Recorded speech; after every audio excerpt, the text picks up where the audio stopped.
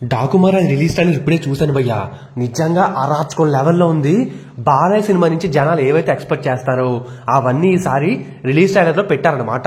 ఇది వరకు first trailer లో బాలయ్య సినిమా ట్రైలర్ లో లేదని చెప్పేసి అందరూ అన్నారు. కానీ అందుకనేనేమో ఫీడ్బ్యాక్ తీసుకుని మొత్తానికి సినిమా రిలీజ్ ఒక్క రోజులో ఉందనగా రిలీజ్ ట్రైలర్ వదిలారు. అండ్ ఈ ట్రైలర్ వల్ల కలెక్షన్స్ అలాగే అడ్వాన్స్ బుకింగ్స్ పెరిగే అవకాశం అయితే ఉంది. అండ్ ఈ సినిమా ట్రైలర్ లో స్టోరీ కూడా ఆల్మోస్ట్ దగ్గరగా చెప్పేశారు. అండ్ ఈ స్టోరీ కూడా నేను చెప్తున్న స్టోరీకి మ్యాచ్ అయింది. మీకు ఆ స్టోరీ ఏంటో తెలియాలంటే మన ఛానల్లో ఉంటది వీడియో. లేటెస్ట్ గా పెట్టిన థర్డ్ వీడియోను సెకండ్ వీడియోను ఒకసారి చూసేయండి భయ్యా. నిజంగా బాగుంది, విజువల్స్ అన్ని బాగున్నాయి. అండ్ ఈ ట్రైలర్ చూస్తుంటే అర్థమవుతుంది ఏంటంటే ఒక పెద్ద స్టోరీని ఎత్తుకున్నారు డైరెక్టర్ బాబీ. అండ్ హీరో బాలకృష్ణకి మంచి ఎలివేషన్లు, ఆ ఫ్యాక్షన్ బ్యాక్ డ్రాప్, అలాగే ఆ గూండాయిజం, అలాగే చెంబల్లో ఉండే బందిపోట్ల బ్యాక్ డ్రాప్ అన్ని కూడా పర్ఫెక్ట్ గా మిక్స్ చేశారు.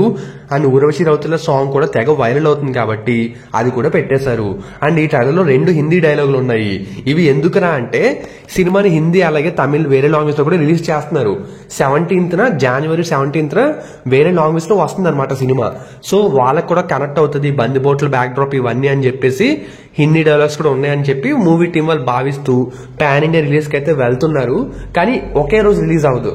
మన తెలుగులో అయితే జనవరి 12న వచ్చేస్తుంది. పాన్ ఇండియా వైడ్గా జనవరి 17న వస్తుంది. చూస్తుంటే సినిమా నాకు ఎందుకో హిట్ కొడతది అనిపిస్తుంది. ఈ రోజు రిలీజ్ అయిన గేమ్ చేంజర్ మూవీ మీరు చూసారా? ఎలా అనిపిస్తుంది కింద కామెంట్ రాయండి. సినిమాకి అయితే ఫ్లాప్ టాక్ వచ్చింది. మరి చూస్తుంటే ఈసారి బాలయ్య మళ్ళీ సంక్రాంతి విన్నర్ అవుతారా? చూద్దాం ఏం జరుగుద్దో. లేకపోతే సైలెంట్ గా వచ్చి వెంకీ అనిల్ మామ కలిసి హిట్ కొట్టేస్తారంటారా?